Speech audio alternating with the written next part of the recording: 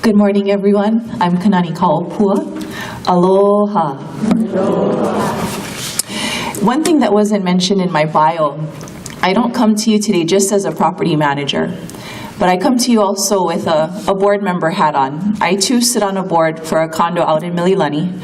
I've been on that board for 8 years now. So I've sat in your shoes, board members that are here, and owners who are non-board members, I've been in your shoes as well. My presentation today will give you examples and speak on topics from all three perspectives, which I think is important for everybody to understand so that in the end we can all try to get along. I recently gave a speaking presentation at a CAI event, and the name of that presentation was, "Why Are They So Angry?"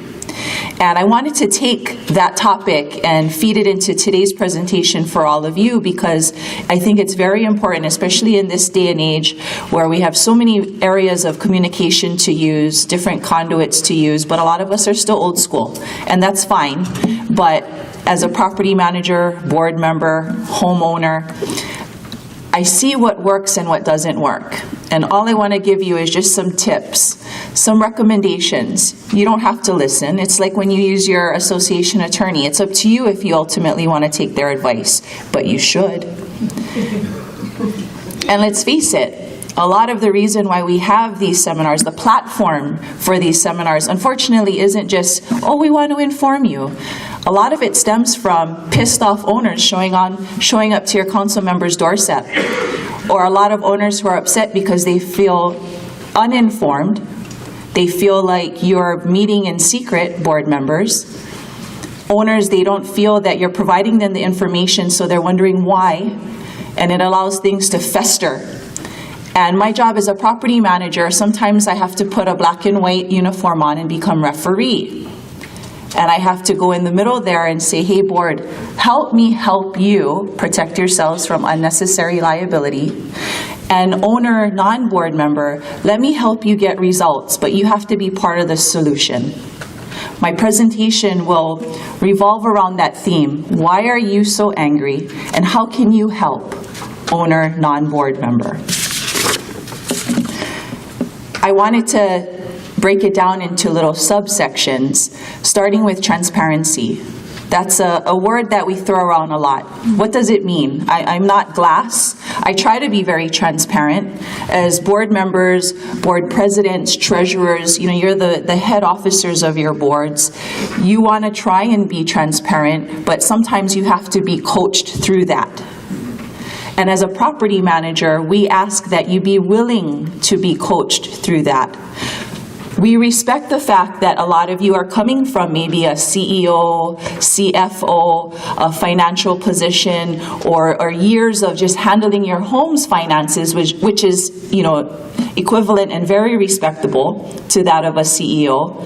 But we just hope that you can open up your mind, hear another perspective, because association management is a whole nother ballgame, especially when it comes to being transparent and preventing what Lance mentioned earlier, litigation. Spend a few thousand now, right, Lance, on having your attorney review that contract rather than spending $60,000 later to litigate.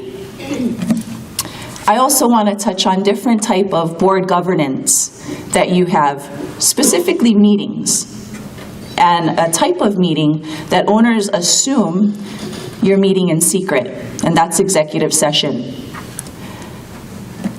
I will also talk about communication. We could have an all-day seminar dedicated to that one word alone, because there's so many ways to communicate. I'm talking to you, my body language, your body language, how you're interpreting my message, whether you're falling asleep on us. It's cold in here, we understand that. But how you are at your board meetings, how you are in that everyday interaction with your homeowner in the elevator. As a board member, you have a different level of responsibility, and you have to pretty much always be on top of it, whether you're in that board meeting or not. There's a higher level, a higher standard that you have to have as a board member, or that you do have as a board member. And also another topic, committees. For those of you who are non-board members, but you are owners, How many of you serve on committees? Raise your hand. That's not enough. Your board members are unpaid volunteers. No. Committees are there to assist on helping the board not spread themselves too thin. Your property management company, we're only contracted to do a certain set of services for you. But what about everything else? We're going to talk about committees and how to implement that for you board members and how to be a part of that, not for you non-board members.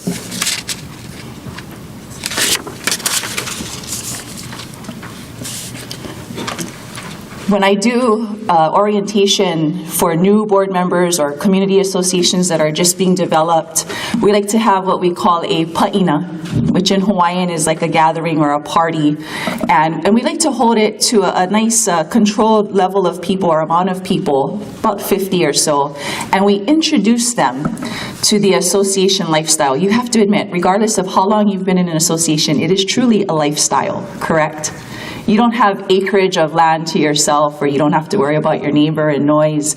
It is a different animal. And what we strive to do, and a lot of times Sue, I invite her because she's our agent for a large chunk of those communities, is we introduce them to all the different players that help run the operation of their association. What does it mean to be part of a master plan community? What does it mean to live in a high-rise? You mean I can't have my service animal horse, or this was a real story, by the way. All the examples I give are real-life examples that either occurred with me or with a colleague. But going back to board governance, you have board meetings. Who in here is the board president or chairman, the person that presides over that meeting? Okay.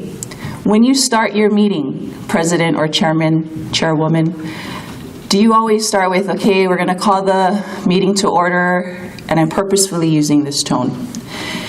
So we want to take this opportunity to, any owners that showed up, if you guys want to give the board any complaints or concerns, this is your guys' time to speak. I will prepare a script for my president. I don't care how long they've been doing the role, or how many boards they've worked on, or how many billions of dollars that they have on their resume. I tell them, you start that script with, good evening, good morning, everyone. Thank you for coming. We're going to call our meeting to order, and at this time, I'm going to take my board member hat off, and we're going to have an owners forum. And even you board members that are present, this is our owners forum. So if you have something to contribute as an owner, this is the time to do so. So does anyone have any compliments for the board or any words of kudos or encouragement that they want to share? This is your time. And I got a good chuckle from about 20 homeowners who were not used to that. They were used to the regular spiel. Who wants to give a complaint, who has a concern. As a board member, president, chairperson, or whomever is presiding over that meeting, you have control of the tone of your meeting.